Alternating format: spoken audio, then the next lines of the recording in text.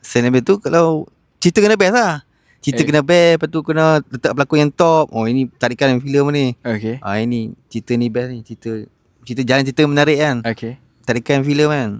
Letakkan pelakon yang terkenal. Itulah cara nak menarik funder lah. Okay. Boleh kan itu? Untuk nak meyakinkan Dia agak boleh tak? kan. Selain daripada tu, yang kau rasa macam outstanding lah, macam kalau orang dengar macam gila lah, aku rasa nak fun lah. Kau rasa kau tu Aku rasa macam buat filem yang keempat lah. Macam ada CGI kan.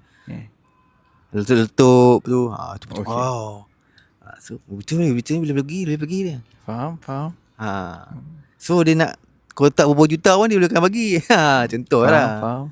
So kalau kau nak cari funder kan. Aku nak jual kau sebenarnya ni. Berapa anggaran bajet yang kau rasa kau nak untuk permulaan?